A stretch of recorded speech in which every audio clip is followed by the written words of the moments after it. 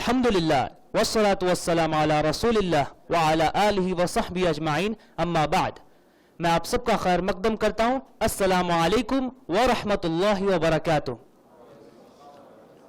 اللہ آپ سب کو جزائے خیر دے کہ آپ سب اپنا قیمتی وقت نکال کر ہمارے اس پروگرام میں آئے جس کا نام ہے اسلامک ریفلیکشنز۔ اللہ ہمارے یہاں پر جمع ہونے کو شرف قبولیت عطا فرمائے۔ پروگرام شروع ہونے سے پہلے میں آپ سب کو الازہر فاؤنڈیشن کا ایک مختصر سا تعارف کروانا چاہوں گا۔ الازہر فاؤنڈیشن ایک نان پروفٹ آرگنائزیشن ہے جو اسلام کی تبلیغ اور اس کے دفاع کے ساتھ ساتھ اس کے بارے میں غلط فہمیوں کو دور کرتا ہے۔ الازہر فاؤنڈیشن اسلام کے بارے میں غلط فہمی کو دور کرتا ہے اور اس کے نیک پیغام کے بارے میں انسانیت کو تعلیم اور مطالعہ کرتا ہے۔ الازہر فاؤنڈیشن کی کئی سارے ایکٹیویٹیز ہیں جن میں سے چند میں آپ کے سامنے رکھوں گا۔ اسلامک ریفلیکشنز آج کی طرح ہر سیٹرڈے صلاۃ المغرب کے بعد الازہر فاؤنڈیشن میں اسلامک ریفلیکشنز کے نام سے ایک پروگرام ہوتا ہے جس میں ہر ہفتے مختلف سپیکرز کو بلایا جاتا ہے اور الگ الگ موضوعات پر تقریر ہوتی ہے۔ ٹینڈر کڈز ہر سنڈے صبح 11:15 سے 12:30 تک الازہر فاؤنڈیشن میں 5 سے 12 سال کے بچوں کے لیے ٹینڈر کڈز کے نام سے ایک پروگرام ہوتا ہے جس میں انہیں اسلام کی بنیادی چیزوں کی تعلیم دی جاتی ہے پلے وے میتھڈ میں ماڈرن وسائل کے ذریعے۔ دعوی ایڈوکیشن ورکشاپ اسلام کا پیغام انسانیت تک پہنچانے کے لیے الازہر فاؤنڈیشن کی جانب سے دعوی ایڈوکیشن ورکشاپ کنڈکٹ کیا جاتا ہے جس میں ایک عام انسان کو داعی بنایا جاتا ہے تاکہ وہ غیر مسلمین میں دعوت کا کام کر سکے۔ اور الحمدللہ یہ ورکشاپ اب تک UK، شیلانگ اور حیدرآباد میں ہو چکا ہے اور انشاءاللہ پہلی بار اردو میں بھوپال میں ہونے جا رہا ہے 1 سے 7 نومبر تک۔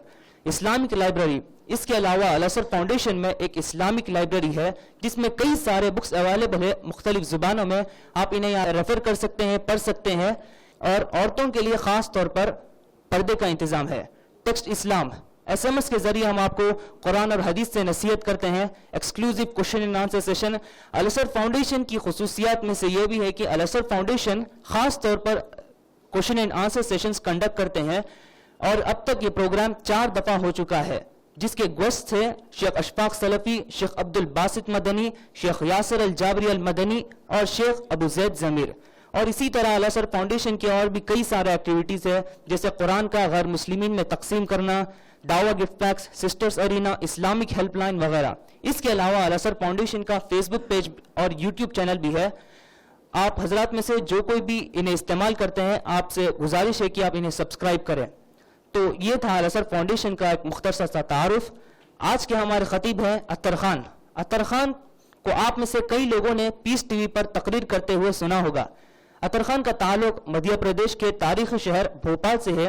کوالیفیکیشن سے اطہر خان ایک الیکٹرانکس اینڈ کمیونیکیشنز انجینئر ہے جنہوں نے اللہ کے دین کو غیروں تک پہنچانے کی ذمہ داری اٹھائی ہے۔ اطہر خان دعوت کے میدان میں 21 سال کی عمر سے کام کر رہے ہیں جس کا سفر شروع ہوا اس دعوت ٹریننگ پروگرام کے ذریعے جو اسلامک ریسرچ فاؤنڈیشن ممبئی میں سن 2001 میں ڈاکٹر ذاکر نائک کی نگرانی میں ہوا۔ اطہر خان پچھلے 12 سال سے تقریر کر رہے ہیں اور الحمدللہ اس دوران انہوں نے باہر کے کئی ملکوں میں دعوت و تبلیغ کا کام کیا ہے جیسے UK، عمان، سعودی عربیہ، ہانگ کانگ وغیرہ۔ اور الحمدللہ اطہر خان دعوی ایڈوکیشن ورکشاپ کے ٹرینر بھی ہے جہاں وہ لوگوں کو دعوتی فیلڈ میں کام کرنے کا طریقہ سکھاتے ہیں۔ اس کے علاوہ Athar Khan Islamic online university میں ٹیچر بھی ہے جہاں وہ مختلف سبجیکٹس پڑھاتے ہیں اور ساتھ ہی ساتھ یہ خود الازہر فاؤنڈیشن کے CEO ہیں۔ الازہر فاؤنڈیشن میں پچھلی بار آپ کا موضوع تھا ہمارے نوجوان ہماری امید اور آج آپ کا موضوع ہے ایمان اور امن۔ اللہ کا ہم سب پر بہت ہی بڑا کرم ہے کہ اس نے ہمیں اس دنیا کی سب سے بڑی اور سب سے عظیم نعمت سے نوازا جو کہ ایمان ہے جس کے بغیر ہمارا اس دنیا میں جینا بالکل بیکار ہے۔ اور جب تک ایک انسان کو ایمان نہ ملے اسے امن، سکون اور چین کہیں نہیں ملے گا۔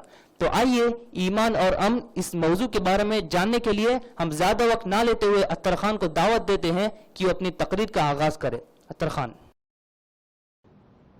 الحمدللہ والصلاة والسلام علی رسول اللہ وعلی آلہ وصحبہ اجمعین، اما بعد۔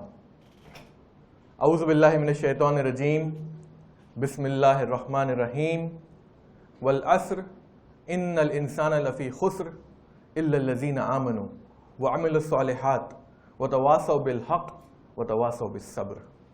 بسم اللہ الرحمن الرحیم، رب اشرح لی صدری ویسر لی امری واحلل عقدۃ من لسانی یفقہوا قولی۔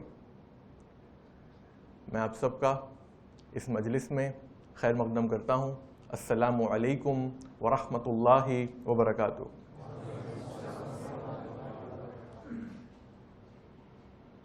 آج کی تقریر کا موضوع ہے ایمان اور امن۔ جو لفظ ایمان ہے اور لفظ امن، دونوں کا روٹ ورڈ ایک ہی ہے۔ ایمان لفظ آتا ہے امانہ سے، جس کے معنی ہوتے ہیں پناہ میں جانا، اور اللہ سبحانہ و تعالیٰ کا ایک نام ہے المؤمن۔ اللہ سبحانہ و تعالیٰ کا ایک نام ہے المؤمن، یعنی پناہ دینے والا۔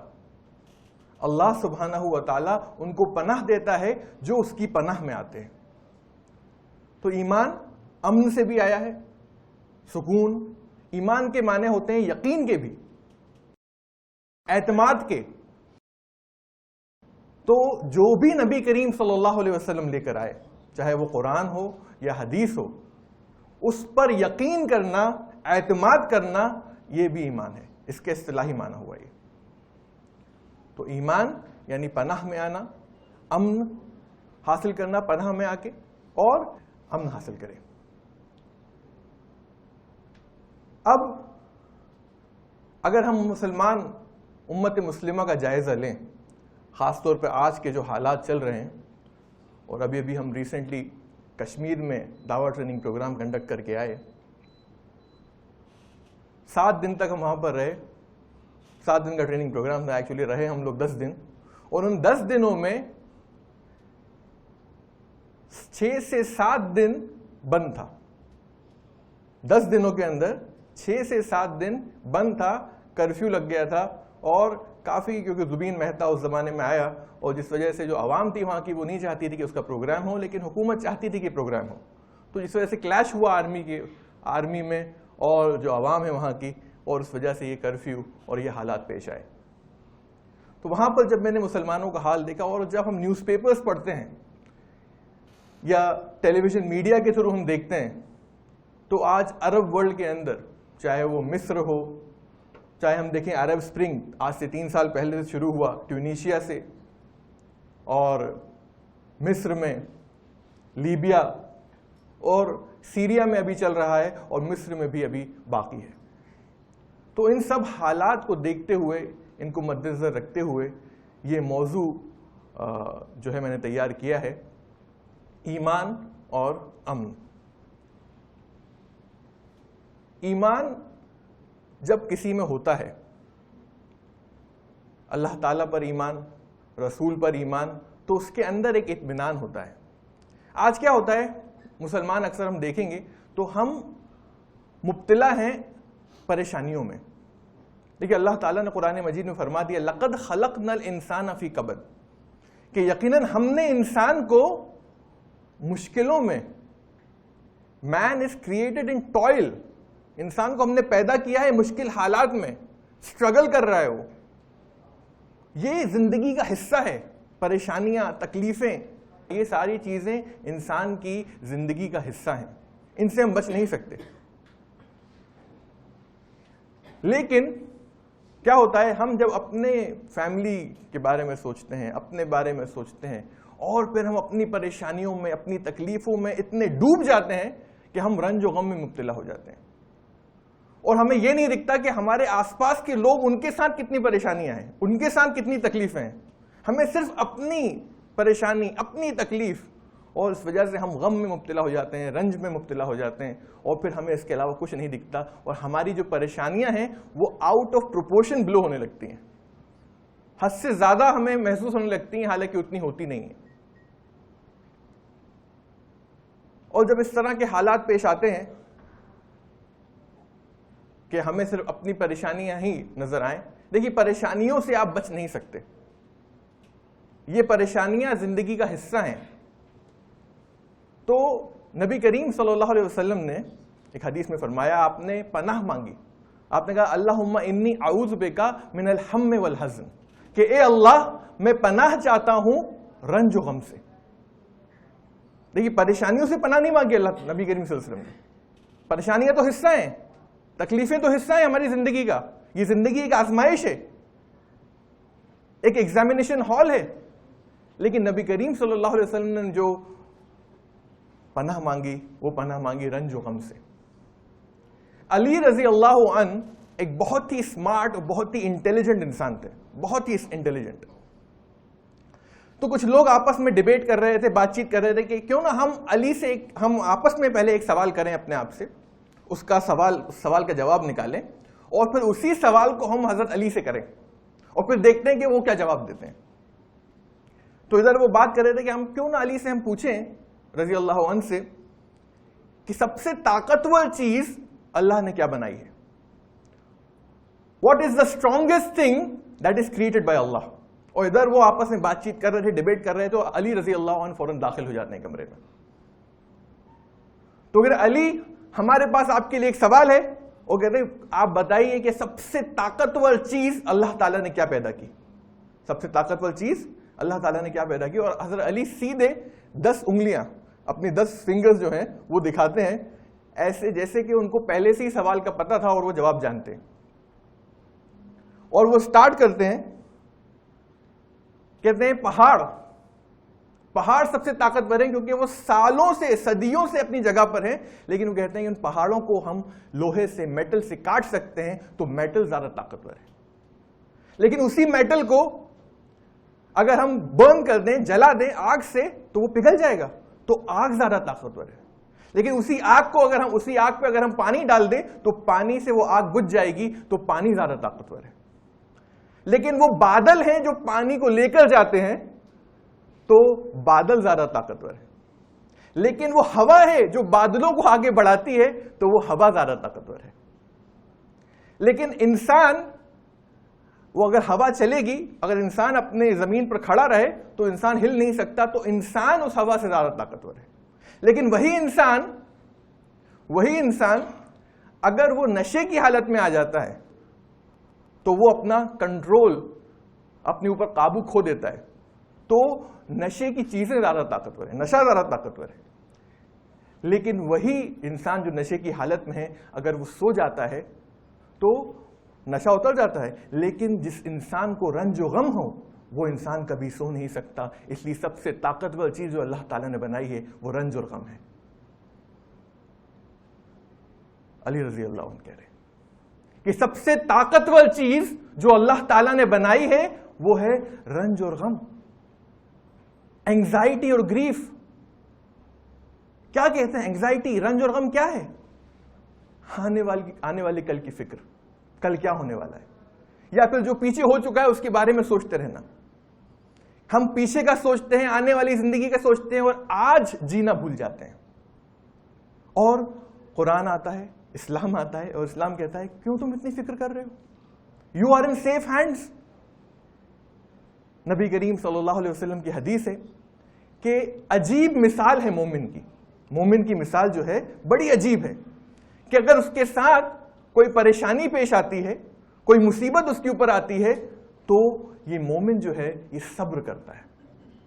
اور اسی مومن کے ساتھ اگر کچھ اچھا پیش آتا ہے تو یہ مومن اللہ تعالیٰ کا شکر ادا کرتا ہے. تو دونوں ہی حالات میں مومن کے لیے کامیابی ہے. دونوں ہی حالات میں, چاہے وہ پریشانی آئے تو وہ صبر کرے گا, اور اگر اس کے اوپر کوئی اچھائی پیش آئے اس کی زندگی میں تو وہ اللہ تعالیٰ کا شکر ادا کرے گا. دونوں ہی حالات میں مومن کے لیے کامیابی. تو یہ نبی کریم صلی اللہ علیہ وسلم کی حدیث ہے کہ جس میں مومن کی جو حالت ہے وہ آپ کے سامنے پیش کی گئی ہے. اور رنج و غم کی جہاں تک بات ہے, ہم دیکھیں گے اگر دنیا کی اسٹیٹسٹکس اٹھا کے دیکھیں ہم, 50 ملین امریکنز, یعنی 5 کروڑ سے بھی زیادہ امریکنز جو ہیں وہ اس بیماری میں مبتلا ہیں, رنج و غم کی, اینگزائٹی میں, گریف میں. 50 ملین, وہ کروڑوں روپیہ خرچ کر رہے ہیں صرف اس چیز سے باہر آنے کے لیے. ڈپریشن میں مبتلا ہیں 50 ملین سے زیادہ, اور ان میں مسلمان بھی ہیں, نام کے جو مسلمان ہیں وہ بھی ان کے اندر موجود ہیں. ایک شیخ کلاس لے رہے تھے اور ان کا بزنس تھا عراق کے تھرو. عراق میں وہاں سے سمندر نکلتا ہے, وہاں سے ان کا بزنس تھا, وہ شپ سے سامان ان کا ایک جگہ سے دوسری جگہ جاتا تھا. وہ کلاس لے رہے تھے, کلاس کے دوران ان کا سیکرٹری بھاگا بھاگا آتا ہے, کہتا ہے شیخ آپ کے لیے ایک بہت ہی بری خبر ہے, ہمارا جو سامان شپ میں جا رہا تھا اس پہ ایک بہت بڑی لہر آئی اور پورا کا پورا سامان جو ہے وہ ڈوب گیا. تو شیخ نے کچھ دیر خاموش رہے اور آپ نے کہا الحمدللہ, اور آپ لیکچر دینا آپ نے شروع کر دیا, پڑھانا شروع کر دیا. تھوڑی دیر کے بعد وہ سیکرٹری دوبارہ آیا, اس نے کہا شیخ بہت ہی اچھی نیوز ہے, وہ خبر صحیح نہیں تھی, ہمارا جو شپ تھا وہ آگے نکل گیا تھا, لہر بعد میں آئی اور جو کچھ ہمارے شپ کے اوپر تھا وہ سب بچ گیا اور ہمارے شپ بھی بچ گئے. شیخ نے پھر تھوڑا وقفہ لیا, کہا الحمدللہ, اور پھر لیکچر دینا شروع کر دیا. لیکچر ختم ہوتے ہی سارے اسٹوڈنٹس ان کے آس پاس آ گئے, کہنے شیخ جب آپ نے سب سے بہترین نیوز, سب سے خراب نیوز سنی, ورسٹ آف نیوز, تو آپ نے کہا الحمدللہ, اور جب آپ نے سب سے بیسٹ نیوز سنی تو بھی آپ نے کہا الحمدللہ, یہ کیا ماجرا ہے؟ تو شیخ نے کہا کہ جب میں نے خراب نیوز سنی تو میں نے اپنے دل کو ٹٹولا, کیا اس نیوز کی وجہ سے میں اللہ تعالیٰ سے ناراض ہو گیا ہوں؟ تو ایسا کچھ بھی نہیں ہوا, تو میں نے کہا الحمدللہ. جب میں نے سب سے اچھی نیوز سنی تو میں نے دوبارہ اپنے دل کو ٹٹولا اور میں نے اپنے دل سے پوچھا کیا اس نیوز کی وجہ سے کہ کیا میں اللہ سے زیادہ محبت کرنے لگا ہوں؟ تو ایسا کچھ بھی نہیں ہوا, تو میں نے کہا الحمدللہ. تو آپ دیکھیے مومن کی یہی مثال ہے کہ جیسے حالات آتے ہیں, اگر وہ برے حالات ہیں تو بھی وہ اللہ کی طرف سے ہیں اور ہمیں اس میں صبر کرنا چاہیے, اور اگر اچھے حالات آتے ہیں تو ہمیں اللہ کا شکر ادا کرنا چاہیے. تو پرابلم سے آپ بچ نہیں سکتے, لیکن آپ ان پرابلم سے ریئیکٹ کیسا کریں گے, وہ اگر پرابلم آپ کی زندگی میں آئیں گی اور آپ ریئیکٹ کیسا کریں گے اس پہ ڈیپینڈ کرتا ہے. وہ سوچنے والی بات ہے, پرابلم سوچنے والی بات نہیں ہے. امریکہ میں ایک مثال دی جاتی ہے انگلش میں, کہتے ہیں if your problems can be solved, don't worry. And if your problems cannot be solved, then worrying will not help you. So why are you worried? کہہ رہے ہیں اگر آپ کے پرابلم سالو ہو سکتے ہیں تو فکر مت کریے, اور اگر آپ کے پرابلم سالو نہیں ہو سکتے تو فکر کرنے سے کیا فائدہ؟ تو کیوں آپ فکر کر رہے ہیں؟ اور ہم دیکھتے ہیں انسان کی جو فطرت ہے, دیکھیے جانور, جہاں تک جانوروں کی بات ہے, جانوروں کے ناتی پوتوں کو کیا ہو رہا ہے انہیں کوئی مطلب نہیں ہے. ہوتا کچھ مطلب ان کو نہیں ہوتا, بلکہ چڑیاں جو ہوتی ہیں اپنے بچے کو تھوڑا وقت دیتی ہیں, اس کے بعد بھول جاتی ہیں اس کو, اپنی اولاد تک کو. اور جانوروں میں یہ چیز کہ مجھے فلاں شادی میں جانا ہے, فلاں انتقال میں جانا ہے, فلاں یہ کرنا ہے, یہ سب چیزیں ان کے اندر نہیں ہیں, ان کے اندر نہیں ہے سب چیزیں. لیکن اللہ تعالیٰ نے انسان کو ایسا بنایا ہے کہ اگر ہمارے اوپر کوئی پریشانی آتی ہے تو ہمیں فزیکل پین بھی ہو سکتا ہے, مینٹل پین بھی ہوتا ہے ساتھ میں. جو سائیکولوجیکل تکلیف جو ہے وہ جانور محسوس نہیں کرتے, لیکن انسان کو فزیکل پین کے ساتھ ساتھ سائیکولوجیکل پین بھی ہوتا ہے. بلکہ کئی بار ایسا ہوتا ہے اگر ہماری اولاد کو کچھ ہو جائے تو اولاد کو جو تکلیف ہو رہی ہے اس سے زیادہ ہمیں تکلیف ہونے لگتی ہے, یہ حال ہو جاتا ہے. لیکن وہ چیز جانوروں میں نہیں ہے, لیکن انسان میں اللہ تعالیٰ نے وہ چیز جو ہے وہ دی ہے. اب ہماری زندگی میں جب پرابلمس آتی ہیں اور ہمارے بچوں کے ساتھ کچھ ہوتا ہے تو ہم کیا کرتے ہیں؟ ہم رنج اور غم میں مبتلا ہو جاتے ہیں, رنج اور غم میں مبتلا ہو جاتے ہیں. یقین مانیے ہمیں شکایت ہونے لگتی ہے اللہ سے. چاہے ہم دیکھیں جہاں بھی مسلمانوں کی قتل و غارت گری ہو رہی ہے, مسلمانوں کے ساتھ برا سے برا ہو رہا ہے, کئی مسلمان جو ہیں وہ نام کے مسلمان کہہ سکتے ہیں ان کو, کہ وہ کہتے ہیں نہیں ہمارے ساتھ کیوں ایسا ہو رہا ہے, وائی می, میرے ساتھ ہی ایسا کیوں, اور اس طرح کے حالات ہمارے ساتھ پیش آتے ہیں. مسلمان کے ساتھ جب برے حالات پیش آتے ہیں تو وہ ریئیکٹ بھی کرتا ہے, عجیب عجیب طریقے سے ریئیکٹ کرتا ہے جو اسے نہیں کرنا چاہیے. تو یہ جو حالات پیش آ رہے ہیں ہمارے ساتھ, ہم رنج و غم میں مبتلا نہ ہوں. پرابلمس آ رہے ہیں, برے حالات پیش آ رہے ہیں, لیکن ہم کو رنج اور غم میں مبتلا نہیں ہونا ہے. کیوں؟ کیونکہ ہمارے پاس جو دولت ہے وہ دولت ہے ایمان کی. ہمارے پاس جو دولت ہے وہ کائی کی دولت ہے؟ ایمان کی دولت ہے ہمارے پاس. تو اگر ہم رنج اور غم میں مبتلا ہو جائیں گے, کیوں ہوتا ہے انسان رنج و غم میں مبتلا؟ اور یہ پریشانیاں جو زندگی کی پریشانیاں ہیں یہ صرف مسلمانوں کے ساتھ نہیں, غیر مسلموں کے ساتھ بھی ہے. آپ سوچیں کہ غیر مسلم وہ بھی بیچارہ جو ہے 2 وقت کی روٹی کمانے کے لیے محنت کرتا ہے, دن رات کرتا ہے کہ نہیں؟ دن رات محنت کرتا ہے, کئی بار نہیں کما پاتا. جب مہاماری آتی ہے, جب بھوک مری آتی ہے, تو ایسا نہیں کہ صرف مسلمانوں پہ آتی ہے, بیچارہ یہ غیر مسلم بھی مرتا ہے, اس کے ساتھ بھی یہ برے حالات پیش آتے ہیں. تو یہ جو غیر مسلم ہے جس کے ساتھ یہ برے حالات پیش آتے ہیں, ہم سوچتے ہیں کہ غیر مسلم کے لیے دنیا جو ہے وہ جنت ہے. ہاں, دنیا اس کے لیے جنت ہے, ہمارے لیے قید خانہ ہے, جیل ہے. لیکن ایسا نہیں ہے, بیچارہ وہ بھی بہت مشکل حالات سے گزرتا ہے اور اس کو بھی اسٹرگل کرنا پڑتا ہے اس دنیا میں جینے کے لیے. ایک بڑا مشہور واقعہ ہے علامہ ابن حجر الاسقلانی کا, جنہوں نے صحیح البخاری کی شرح لکھی. آپ چیف جج تھے مصر میں, ایجپٹ میں آپ چیف جج تھے. تو جب آپ جاتے تھے ایک جگہ سے دوسری جگہ, اپنے آفس جب جاتے تھے گھر سے, تو ایک گھوڑا گاڑی ہوتی ہے نا, جس میں جو بڑے بڑے لوگ پہلے سفر کرتے تھے, گھوڑا ہوتا ہے اور پیچھے کیریج ہوتا ہے, تو اس میں بیٹھ کر آپ جاتے تھے آفس. اور ڈیلی یہ آپ کا معمول تھا, وہ گھوڑا گاڑی لینے آتی تھی. گھوڑا گاڑی ٹانگے سے مت سمجھیے اس کو, ٹانگا نہیں ہے وہ, ٹانگا تو وہ ایک بہت جو ویسٹرنر استعمال کرتے ہیں, پرانے آپ دیکھیں گے تو اس کے اندر وہ کیریج ہوتا ہے پیچھے, ایک پورا گھر جیسا رہتا ہے, ایک روم جیسا, اور پھر ہارس ڈرون, اس کو ہارس کیریج بولتے ہیں اس کو, وہ لے کے جاتا ہے. تو وہ ڈیلی اس طرح کا معمول تھا. ان کے راستے میں ایک یہود تھا جو روز ان کو آتے جاتے دیکھتا تھا ڈیلی, اور وہ آئل کا دھندا کرتا تھا, تیل کا. تو اس کے اکثر کپڑے وپڑے بیچارے کے خراب ہو جاتے تھے آئل کے دھندا کرنے میں. تو ایک دن آپ جا رہے تھے ابن حجر رحمۃ اللہ علیہ, تو انہوں نے, اس یہود نے اس گھوڑا گاڑی کو روک دیا ہاتھ سے. اس نے کہا رکیے. گاڑی رک گئی. اس نے کہا میرا آپ سے ایک سوال ہے, آپ تو جج ہیں, قاضی ہیں یہاں کے. بولے بولو.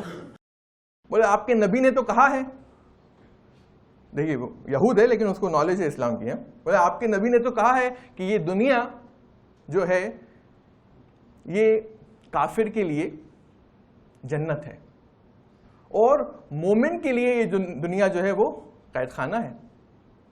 اور آپ دیکھیے, آپ تو جا رہے ہیں ایک بہت بڑے ہارس کیریج میں, روز نکلتے ہیں آپ, اور میں روز تیل بیچتا ہوں اور کپڑے خراب ہو جاتے ہیں, آپ میری حالت دیکھیے. تو یہ آپ کی حدیث جو ہے, نبی کی جو حدیث ہے, یہ کچھ مطلب میل نہیں کھا رہی ہماری اور آپ کی زندگی سے. آپ کا کیا کہنا ہے اس بارے میں؟ تو علامہ ابن حجر جواب دیتے ہیں, اگر تمہیں لگتا ہے کہ میری زندگی اچھی ہے, تمہیں لگتا ہے کہ میری زندگی اچھی ہے, تو جو مجھے آخرت میں ملنے والا ہے اس کے کمپیریزن میں, اس کے مقابل یہ زندگی پھر بھی قید خانہ ہے. اور اگر تمہیں لگتا ہے کہ تمہاری زندگی اچھی نہیں ہے, تو جو تم کو آخرت میں ملنے والا ہے اس کے حساب سے یہ تمہاری زندگی جنت ہے.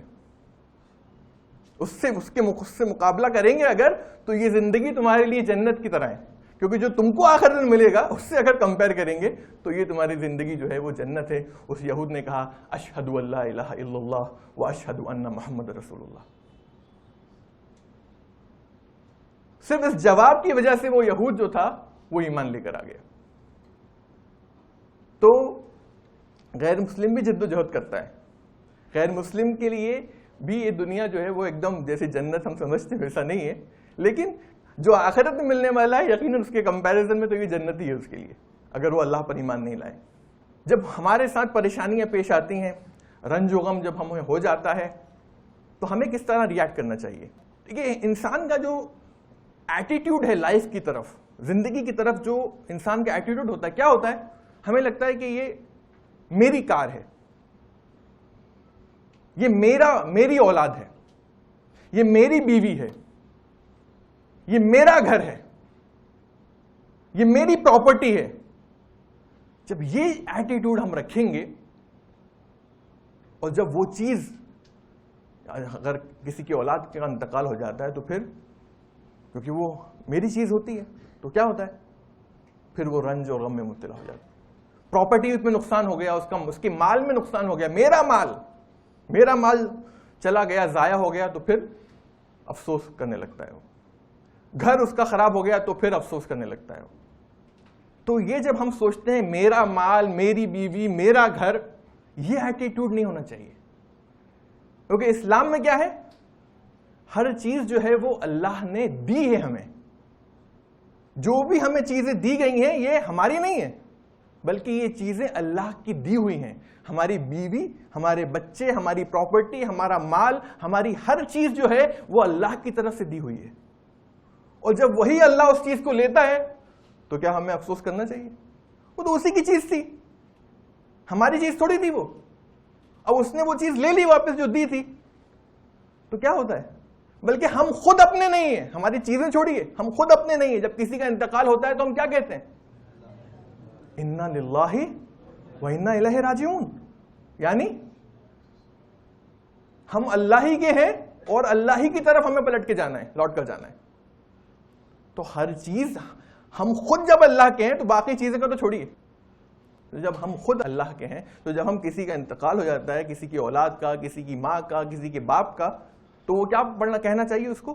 انا للہ و انا الیہ راجعون. بات ختم ہو گئی. افسوس تو ہوگا، افسوس کرنے میں پرابلم نہیں ہے، لیکن رنج و غم میں مبتلا ہو جانا اس کی وجہ سے یہ صحیح نہیں ہے، یہ صحیح نہیں ہے. تو یہ مسلمان کا پورا ایٹیٹیوڈ چینج ہو جائے گا اس سوچ سے. اگر ہم یہ سوچ رکھ لیں کہ ہر چیز اللہ کی دی ہوئی ہے ہمارے پاس، یہ چیز ہماری نہیں ہے، تو پھر ہم اینگزائٹی میں نہیں جائیں گے، پھر ہم گریف میں نہیں جائیں گے، پھر ہم رنج اور غم میں مبتلا نہیں ہوں گے.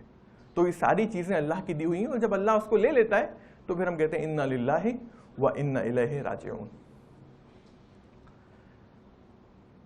اب دیکھیں ایمان کی پہچان کیسے ہوگی کہ کسی شخص میں ایمان ہے؟ ایمان کا ایک فروٹ ہے جس کو کہتے ہیں ہم سکینہ، ٹرینکولیٹی، سکون، امن، چین. اگر آپ کی زندگی میں جو بھی حالات آپ کی زندگی میں گزر رہے ہوں، ان حالات کے باوجود آپ کی زندگی میں سکون ہے، چین ہے، آپ کی زندگی میں امن ہے، آپ کے دل میں سکینہ ہے، آپ کا تعلق جو اللہ سے ہے اس میں امن و سکون ہے، اس میں اطمینان ہے، آپ کا خود سے جو تعلق ہے اس میں آپ کو اطمینان ہے، تو پھر ایمان آپ کے اندر داخل ہے. یہ ایمان کی ہی تقویت ہے. اور میں آپ کے سامنے دو مثالیں دینا چاہوں گا، ایک مسلمان کی مثال اور دوسری غیر مسلم کی مثال. نالینڈز میں، امریکہ میں ایک جگہ ہے نالینڈز، جو کہ بالکل سمندر کے قریب ہے. وہاں پر ایک مسلمان فیملی رہتی ہے. یہ مسلمان فیملی، اس کا بزنس ہے کارز کا. ربا میں انوالو نہیں ہوتے یہ لوگ ربا میں انوالو نہیں ہوتے تھے. ان کا بزنس تھا کارز کا، اور اتنا ماشاءاللہ اتنا اچھا بزنس تھا کہ 100 سے زیادہ ٹاپ اینڈ کارز تھیں ان کے پاس. ٹاپ اینڈ کارز سمجھتے ہیں؟ مرسیڈیز، لیگزس، اور اوپر کی مے بیک. تو یہ ساری کاریں تھیں، ان کا بزنس کرتے تھے سب کیش میں، کوئی بھی ربا کا کوئی تعلق نہیں تھا ماشاءاللہ. اور آپ کا ان لوگوں کا جو گھر تھا وہ بالکل بیچ کے کنارے، سمندر کے کنارے، بہت بڑا بنگلہ، اور زبردست بزنس، زبردست تجارت. ہوا کیا؟ کٹرینا آیا. کٹرینا طوفان کی بات ہو رہی ہے. تو کٹرینا آیا، اور کٹرینا کے آتے ہی ان کا جو گھر تھا سمندر کے قریب پورا تہس نہس ہو گیا. ان کی جو کاریں وہاں کھڑی ہوتی تھیں سب ڈوب گئیں سوائے ایک کار کے. 100 سے اوپر کارز تھیں آپ کے پاس، ایک کار رہ گئی لیگزس، وہ ساری کی ساری کاریں ڈوب گئیں. سب برباد ہو گیا، سب ختم ہو گیا، کچھ بھی نہیں بچا. وہ جس طرح کا وہ لائف سٹائل گزار رہے تھے، پورا لائف سٹائل سمجھیے آسمان سے گرے بالکل زمین پہ آ گئے، ایسا ہو گیا. تو امریکہ کے ایک شیخ تھے، جب ان کو یہ پتا چلا کہ ان کے ساتھ ایسا واقعہ پیش آیا ہے تو وہ فوراً ان کے پاس ملنے گئے. تو وہ بتاتے ہیں قصہ، کہتے ہیں جب میں ملنے گیا، نارلینڈس پہنچا، تو میں دیکھ رہا ہوں کہ جس فیملی سے وہ ملنے گئے تھے وہ اس کا باپ اور وہ بیٹا دونوں لیگزس میں، جو ایک کار بچی تھی اس لیگزس میں دونوں پیزا بیچ رہے ہیں. پیزا کیا بیچ رہے ہیں؟ پیزا. کتنی کاریں تھیں؟ 100 سے بھی اوپر کار تھیں، ایک کار بچی ہے اور دونوں کیا کر رہے ہیں؟ پیزا بیچ رہے ہیں. شیخ کہہ رہے ہیں میرے آنکھوں میں آنسو آ گئے دیکھ کر، کیونکہ وہ ان کے وہ حالات دیکھ چکے تھے جو وہ جس طرح سے زندگی گزار رہے تھے. شیخ کہہ رہے ہیں مجھے ان کو دیکھ کر میری آنکھوں میں آنسو آ گئے. تو انہوں نے کہا میں اس فیملی تک پہنچا، اس کے باپ اور اس کے بیٹے کی طرف. میں نے کہا کیا ہو گیا یہ؟ تو وہ لوگ کیا کہتے ہیں؟ کہتے ہیں نہیں الحمدللہ سب اچھا ہے، کچھ نہیں بگڑا، کسی کی جان کا نقصان نہیں ہوا. آج ہمارے پاس ویسی تجارت تو نہیں ہے لیکن اللہ نے پھر بھی ہمیں ایک کار دے رکھی ہے، ہمارے اوپر چھت ہے، ہماری پلیٹ میں کھانا ہے. پہلے تجارت اتنی اچھی ہوتی تھی کہ میں نماز جو تھا وہ مسجد میں نہیں پڑھ سکتا تھا، 5 وقت کی نماز پڑھتا تھا لیکن جماعت کے ساتھ ادا نہیں ہو پاتی تھی. لیکن آج اللہ نے الحمدللہ اتنا وقت دے دیا کہ ساری نمازیں مسجد میں جماعت کے ساتھ ادا ہوتی ہیں. آج میں اپنی بیوی کو وقت دے سکتا ہوں، اپنے بچوں کے ساتھ کھیل سکتا ہوں. الحمدللہ شیخ کوئی پریشانی نہیں، اللہ کا احسان ہے. تو اب دیکھیے یہ ایمان کی ہی تو دولت ہے. اللہ نے وہ ساری چیزیں دی تھیں، اللہ نے لے لی. کیا کہہ رہے ہو؟ الحمدللہ. تو یہ ایمان کی جو دولت ہے یہ صرف مسلمان کو دی گئی ہے. اللہ نے مسلمان کے پاس ہے یہ دولت، اگر وہ اس کو استعمال کرنا چاہے تو، اس کے بارے میں سوچے تو انسان کہاں سے کہاں کیا ٹرانزیشن ہو گیا اس کی زندگی میں. لیکن اس کے باوجود وہ اپنی جگہ پر جس حالت میں بھی ہے وہ کہہ رہا ہے الحمدللہ. ایک غیر مسلم کی مثال آپ کے سامنے دینا چاہوں گا.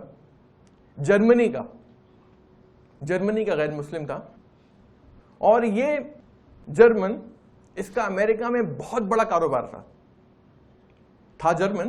اور یہ فوربس کی جو میگزین نکلتی ہے جس میں 100 دنیا کے 100 امیر ترین لوگوں کی لسٹ نکلتی ہے ہر سال فوربس کی، اس میں اس کا شمار تھا. اس کا جو ایسٹ تھا، جو سمپتی تھی اس کی، وہ $15 بلین کی تھی. کتنی؟ $15 بلین. عمر کتنی تھی؟ 75 سال، 75 ایئرس کا ہو گیا تھا. امریکہ میں 2008 میں اکنامک میلٹ ڈاؤن ہوا، سنا ہے سب نے؟ امریکہ میں اکنامک میلٹ ڈاؤن، ربا کے نظام کی وجہ سے، سود اور بیاج کے نظام کی وجہ سے پوری اکانومی امریکہ کی بیٹھ گئی. اس کی وجہ سے آج تک وہ باہر نہیں آ پائے، ابھی تک ابھر نہیں پائے. اتنا قرض لے لیا انہوں نے کہ اب دیکھیے شٹ ڈاؤن کرنا پڑا. ابھی ریسنٹ حالات ہیں امریکہ کے کہ پورا شٹ ڈاؤن کرنا پڑا. ہزاروں امپلائیز کو، لاکھوں امپلائیز کو چھٹی پہ بھیجنا پڑا، بنا ویتن کے، بنا پگار کے، بنا سیلری کے. اور ابھی بھی وہ نیگوشیٹ ہو رہا ہے کہ اس کی جو لمٹ ہے، ڈیٹ لمٹ، وہ بڑھانا چاہیے، کیا کرنا چاہیے. تو 2008 میں یہ جو اکنامک میلٹ ڈاؤن ہوا، اس میں ایک دن کے اندر یہ جرمن نان مسلم ایک دن میں $9 بلین چلے گئے. اس کے $15 بلین کا ایسٹ تھا اس کا، ڈالرز کا. ایک دن میں، صرف ایک دن میں $9 بلین ہی لاسٹ. ایک دن میں.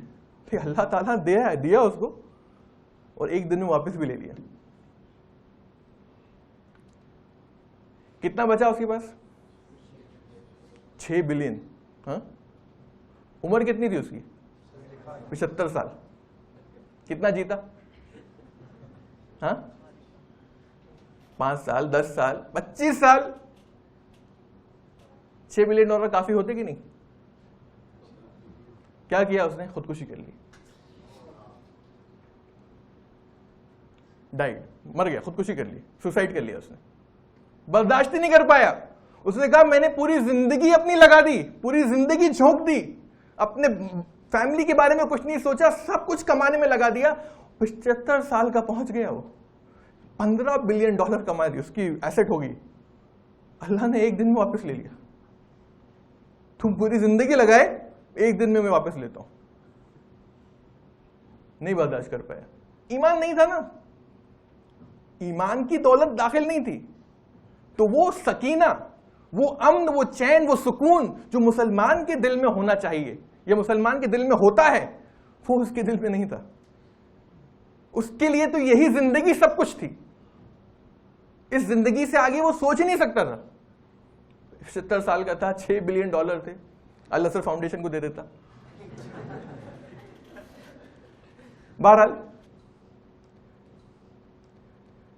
یہ دو واقعے ہیں آپ کے سامنے, ایک مسلمان کا واقعہ اور ایک غیر مسلم کا واقعہ, کہ مسلمان کے ساتھ جب پریشانی پیش آتی ہے تو وہ کیسے ریئیکٹ کرتا ہے, اور جب غیر مسلم کے ساتھ پریشانی پیش آتی ہے تو وہ کیسے ریئیکٹ کرتا ہے. یہ ایمان کی دولت ہے. تو ایمان کی دولت کتنی عظیم دولت ہے, اس کا آپ احساس کیجئے کہ اگر ہمارے سب مسلمانوں, ہر مسلمان کا ایٹیٹیوڈ اگر یہ ہو جائے کہ ہر چیز اللہ کی طرف سے دی ہوئی ہے اور اللہ اس کو لے لیتا ہے, تو اتنا رنج و غم میں کم سے کم مبتلا نہیں ہوگا انسان, ڈپریشن میں نہیں جائے گا. اور ایسا نہیں کہ آج کل تو کیا ہوتا ہے, آپ لڑکوں کو دیکھیے, واقعی میں واقعہ ہے, وہ فلاں لڑکی سے شادی کرنا چاہتا تھا, وہ لڑکی نے کسی اور سے شادی کر لی, بھائی صاحب اوپر سے کود گئے. یقین مانیے, مسلمان, یہ میں غیر مسلم کی بات نہیں کر رہا ہوں, برج پہ سے کود گیا امریکہ کے, کیونکہ اس کے لیے وہ لڑکی ہی الٹیمیٹ ہے, وہ زندگی کا مقصد ہی اس نے اس لڑکی کو بنا لیا. تو ہماری زندگی کا مقصد کیا ہے؟ الذی خلق الموت والحیات لیبلوکم ایکم احسن عملا. اللہ کہتا ہے کہ ہم نے زندگی اور موت کو بنایا تاکہ ہم تم کو آزمائیں, تمہارا امتحان لے سکے کہ تم میں سے کون اچھے عمل کرنے والا ہے. اور ہماری زندگی کا مقصد ہے کہ ہم اللہ کی عبادت کریں. تو یہ ہماری زندگی کا مقصد ہے کہ ہم اللہ نے جو کچھ اپنی رضا کو اللہ کے حوالے کر دیں, اپنی مرضی کو اللہ کے حوالے کر دیں, یہ ہمارا مقصد ہے. لیکن چھوٹی چھوٹی باتوں کے اوپر انسان ایسا ریئیکٹ کرتا ہے, ایسا ہوتا ہے, یقین میں نہیں ایسا ہوتا ہے, اور مسلمانوں کے ساتھ بھی ایسا ہوتا ہے. تو ایمان کی دولت کو پہچانیں اور اس کو اپریشیٹ کریں, اور ایمان بڑھتا ہے. دیکھیے سورۃ العصر میں, جو سورہ میں نے اپنے شروع میں پڑھی تھی, اس میں اللہ تعالیٰ فرماتا ہے والعصر, کہ زمانے کی قسم, ان الانسان لفی خسر, کے انسان در حقیقت جو ہے وہ نقصان اٹھانے والوں میں سے ہے, گھاٹا اٹھانے والوں میں سے ہے. الا الذین آمنوا, کیا کہا اللہ نے؟ الا الذین آمنوا, سوائے, تم گھاٹے میں ہو, اس دنیا میں بھی گھاٹے میں رہو گے, آخرت میں بھی گھاٹے میں رہو گے. تم پوری زندگی لگا دو پیسہ کمانے میں, اللہ تعالیٰ ایک دن میں لے لے گا, کچھ نہیں بچے گا تمہارے پاس, اور آخرت میں بھی گھاٹا اٹھاؤ گے. لیکن کون گھاٹا نہیں اٹھائے گا؟ الا الذین آمنوا, سوائے ان لوگوں کے جو ایمان لائے, یہ گھاٹا نہیں اٹھائیں گے. نہ اس دنیا میں ان کے لیے گھاٹا ہے, نہ اس دنیا میں ان کے لیے نقصان ہے, اور نہ ہی آخرت میں ان کے لیے نقصان ہے. دونوں جہانوں میں کامیابی, ماشاءاللہ, دونوں حالات میں بھی کامیابی اس دنیا میں, اور دونوں جہانوں میں بھی کامیابی ہے, ماشاءاللہ. تو یہ ہے مومن کی مثال, یہ ہے مسلمان کی مثال. اب امام شوکانی کہتے ہیں رحمت اللہ علیہ, کہتے ہیں ایمان, وہ ایمان کیسا جو آپ کو اچھے عمل کرنے پہ راغب نہ کرے, اور وہ اچھے عمل کیسے جن کے کرنے سے ایمان بڑھے نا. بڑی اچھی بات کہی دیکھیے انہوں نے, وہ ایمان کیسا جو آپ کو اچھے عمل کرنے پہ راغب نہ کرے, اور وہ اچھے عمل کیسے جو جن کے کرنے سے ایمان نہ بڑھے. تو اگر ایمان ہے, عیسائیوں کا ایک بڑا, عیسائیوں کی مثال آپ کے سامنے دیتا ہوں. عیسائی کیا کہتے ہیں؟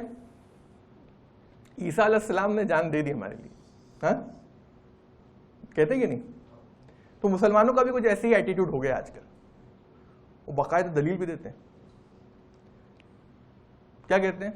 نبی کریم صلی اللہ علیہ وسلم نے کہا نا, جب ہم کہتے ہیں بھائی اچھے عمل بھی کرو, کچھ نیک عمل بھی کرو, ایمان تو ہے تمہارے پاس, نبی نے کہا ہے نا, کیا کہا ہے؟ من قال لا الہ الا اللہ دخل الجنہ, کہ جس نے بھی کہہ دیا لا الہ الا اللہ, جنت اس کے اوپر واجب ہو گئی تو انشاءاللہ ایک نہ ایک دن تو جائیں گے, وہ عمل دیکھیں گے, کریں گے, 40 کے بعد دیکھیں گے. ہاں نبوت تو 40 کے بعد ہوئی تھی نا, پھر داڑھی رکھیں گے, پھر ٹوپی لگائیں گے, اور اللہ نبی کا وعدہ ہے, جھوٹ تھوڑی بولیں گے. لا الہ الا اللہ کہہ دیا جنت پکی. تو عیسائی کیا کہتے ہیں, عیسیٰ علیہ السلام نے جان دے دی, مان لو کچھ بھی کرو, چوری کرو, ڈکیتی کرو, ریپ کرو, جو کرو, وہ ہے نا, وہ دے دی, سارے تمہارے گناہ لے گئے وہ. یہ ایٹیٹیوڈ. امریکہ کی ایک یونیورسٹی میں کلاس کے اندر ایک لڑکی نے بلیک بورڈ پہ لکھ دیا, کیا لکھا, کہتی ہے Christ died for our sins so we owe to him some good ones. نہیں سمجھے آپ لوگ؟ بولے عیسیٰ علیہ السلام نے قربانی دی ہمارے لیے, تو اب ہمیں ہمارا فرض بنتا ہے کہ ہم کچھ ایسے گناہ کریں کہ ان کی قربانی کچھ ورتھ تو ہو, انہیں لگے تو میں نے قربانی دی. اب آپ کچھ گناہ ہی نہیں کر رہے, وہ جبرن اپنی جان دے کے بیٹھ گئے, وہ نیکی نیک عمل کرتے جا رہے ہو. ارے کچھ بڑے بڑے گناہ کرو ایسے کہ ان کو بھی تسلی ہو کہ ہاں میری جان ایسی ضائع نہیں ہوگی. تو Christ died for our sins, لا الہ الا اللہ کہہ دیا, معاملہ ختم. ایک مثال سے سمجھاتا ہوں آپ کو. یہاں پہ کتنے لوگوں کا نکاح ہو چکا ہے؟ پہلے نکاح کی بات ہو رہی ہے. بہرحال دیکھیے نکاح جب ہوتا ہے تو ہم کیا کرتے ہیں, پہلے تو لڑکی کی رضامندی لے لی جاتی ہے, پھر مسجد میں لڑکے سے پوچھا جاتا ہے کہ فلاں فلاں لڑکی سے اتنا مہر, یہ ان کی اولاد ہے, یہ ہے, ان کے نام ہے, کیا تم نے قبول کیا؟ تو ہم کیا جواب دیتے ہیں؟ ارے بولیں گے تو نکاح نہیں ہو جائے گا, بولیے. تو ہم کہتے ہیں میں نے قبول کیا. ہاں کھڑے ہوتے, میں نے قبول کیا, ٹھیک ہے. اب شادی ہو گئی, آپ نے کہہ دیا میں نے قبول کیا. گھر آئے, کچھ دن گزر گئے, اب بیوی نے کہا کہ شوہر کہ میاں, بولے وہ اب مجھے اپنے لیے کچھ کپڑے خریدنا ہے. بولے کپڑے خریدنا ہے؟ میں نے کب کہا کہ میں تمہیں کپڑے دوں گا؟ ہاں میں نے تو کہا تھا میں نے قبول کیا. یہ کہاں بات ہوئی کہ میں تمہیں کپڑے دوں گا؟ بیوی خاموش ہو گئی. پھر تھوڑے دن گزرے, بولے میاں وہ بچے کا اسکول جو ہے. بولے بچے کا اسکول؟ میں نے کب کہا کہ میں اسکول کی فیس دوں گا اس کی؟ ارے میں نے کہا صرف میں نے قبول کیا, نہ ہماری کھانے پینے کی بات ہوئی نہ کوئی بات ہوئی, میں نے صرف قبول کیا بس. تو چلے گا یہ کہہ کر آپ چھٹی پا جائیں گے؟ جب آپ نے کہہ دیا میں نے قبول کیا تو اس بیوی کا نان, نفقہ, روٹی, کپڑا, مکان, سب کی ذمہ داری جو ہے وہ آٹومیٹک آپ کے اوپر لازم ہو گئی. تو جب آپ نے کہہ دیا میں نے قبول کیا تو یہ سب انڈرسٹوڈ ہے, تو اس کے ساتھ میں آ گیا. اسی طرح جب آپ نے کہہ دیا لا الہ الا اللہ, تو جو کچھ بھی نبی کریم صلی اللہ علیہ وسلم لائے اپنی طرف سے, اللہ نے جو کچھ نبی کریم صلی اللہ علیہ وسلم کے ذریعے بھیجا ہماری طرف, جو کچھ بھی انہوں نے حلال, حرام, فرض, مستحب, ساری چیزیں وہ ہمارے اوپر عائد ہو گئیں. تو صرف یہ کہنے سے کہ نہیں ہم نے لا الہ الا اللہ کہہ دیا بچ جائیں گے, تو ایسا نہیں. یہ ایٹیٹیوڈ غلط ہے. یہ ایٹیٹیوڈ جو ہے کہ صرف لا الہ الا اللہ کہہ دیا تو کافی ہو جائے گا. دیکھیے ایمان, جیسے امام شوکانی کہہ رہے ہیں کہ ایمان جو ہے وہ کیسا ایمان جو آپ کو نیک عمل کرنے پہ راغب نہ کرے, اور وہ کیسے نیک اعمال جس کی وجہ سے, جس کو کرنے سے آپ کا ایمان نہ بڑھے. تو یہ چیز دونوں لازم اور ملزوم ہے. ایمان اور عمل صالح جو ہے یہ لازم اور ملزوم ہے. تو جہاں ایمان ہوگا وہاں فوراً نیک عمل آئیں گے. جیسے ہی آپ ایمان داخل ہوگا آپ فوراً ایکشن میں آ جائیں گے. نیک عمل اپنے آپ ہوں گے کہ آپ نے اللہ کو اللہ مان لیا. اب اللہ کو ماننے سے کافی نہیں ہو جائے گا, بلکہ اللہ کی ماننا پڑے گا. اگر آپ اپنے باس کو بولیں کہ میں نے تم کو اپنا باس مان لیا، میں نے اپنا باس مان لیا تم کو، اور باس کہہ رہا وہ فلاں کام ہوا کہ نہیں، ارے باس مان لیا نا، ارے وہ کیا، ارے باس ہو نا تم، ارے باس مان لیا، لیکن باس کی تو ماننا پڑے گی، پھر کیا کرے گا وہ؟ کک آؤٹ، فائر کر دے گا آپ کو. جیسے ہم یہ مان لیں کہ کھانے سے بھوک مٹتی ہے، کھانے سے بھوک مٹتی ہے، اور اگر ہم صرف یہ مانے جائیں اور کہے جائیں بھوک مٹ جائے گی، تو ہمیں ایکشن کرنا پڑے گا کھانے کا، کھانا پڑے گا تب بھوک مٹے گی. صرف یہ کہنے سے اور یہ ماننے سے بھوک نہیں مٹ جائے گی. پانی سے پیاس بجھتی ہے، یہ مان لیا آپ نے، اور بولے جا رہے ہیں پانی سے پیاس بجھتی ہے، پانی سے پیاس بجھتی ہے، بجھ جائے گی نہیں. تو پانی آپ کو پینا پڑے گا، وہ عمل، وہ ایکشن کرنا پڑے گا جس سے پیاس بجھے گی آپ کی. تو ایمان اور عمل صالح دونوں لازم اور ملزوم ہیں. اب عمل کیا ہے؟ دیکھیے دو طرح، ایک لفظ آتا ہے فعل اور دوسرا آتا ہے عمل. فعل میں وہ عمل بھی آتا ہے جو ہم غیر شعوری طور پہ کرتے ہیں، اور عمل جو ہم شعوری طور پہ کرتے ہیں. مثال کے طور پر میں آپ سے اسپیچ دے رہا ہوں، ہاں، اور کتنی بار میری پلکیں ہلی ہوں گی کہ نہیں؟ تو یہ بلنکنگ جو ہے یہ عمل نہیں ہے. کیا ہے یہ فعل ہے. فعل میں اپنی گردن ہلا رہا ہوں، ادھر بھی دیکھ رہا ہوں، ادھر بھی دیکھ رہا ہوں، ادھر بھی دیکھ رہا ہوں، کتنی بار ہلی مجھے پتا نہیں، یہ کیا ہے؟ یہ فعل ہے. فعل. لیکن جو میں بول رہا ہوں آپ سے، جو خطاب کر رہا ہوں آپ سے، یہ فعل نہیں ہے، یہ شعوری عمل ہے. میں سوچ سمجھ کر باقاعدہ آپ سے بول رہا ہوں. پھر پلکیں ہلانے کی طرح نہیں بول رہا یا گردن ہلانے کی طرح نہیں بول رہا، بلکہ سوچ سمجھ کر بول رہا ہوں.